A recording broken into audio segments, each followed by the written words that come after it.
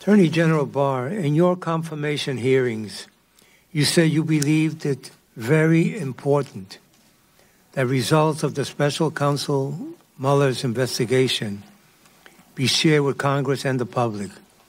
We agree on that. FBI Director Wray, the nation's top counterintelligence investigator, told us last week he had not read the special counsel's report.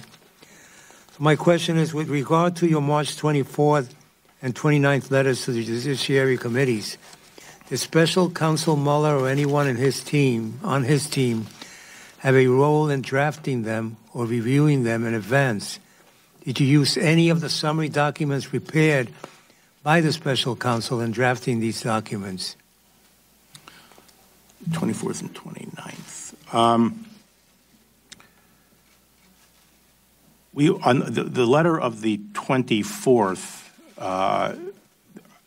Mr. Mueller's team did not play a role in drafting that document, although we offered him the opportunity to review it before we sent it out, and he declined that.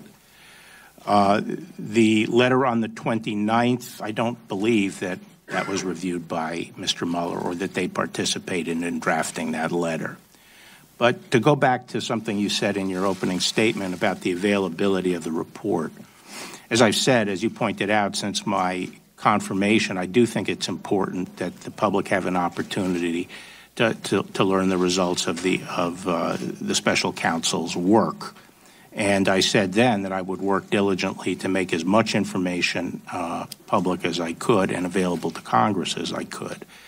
You will recognize that I'm operating under a regulation that was put together during the Clinton administration and does not provide for the publication of the report, but I am relying on my own discretion to make as much public as I can.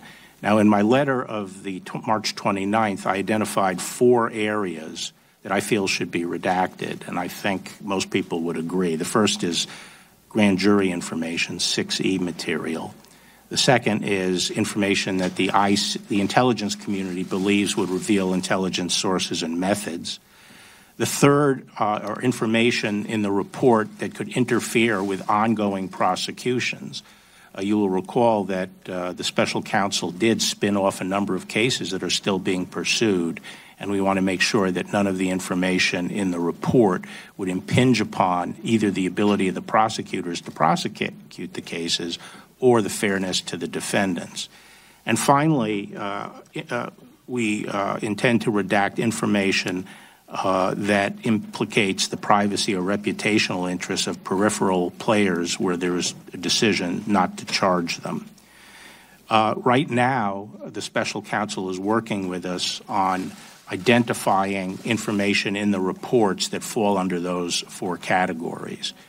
We will color code the excisions from the report, and we will provide explanatory notes describing the basis for each redaction. So, for example, if a redaction is made because of a court order in a pending prosecution, we'll state that, and we will distinguish between the various categories.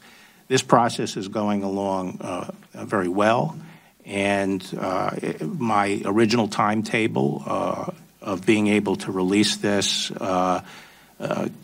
by mid-April stands. And so I think that from my standpoint, within a week, I will be in a position to release the report to the public, and then I will engage with the chairman of both judiciary committees about that report and about any further requests that they have.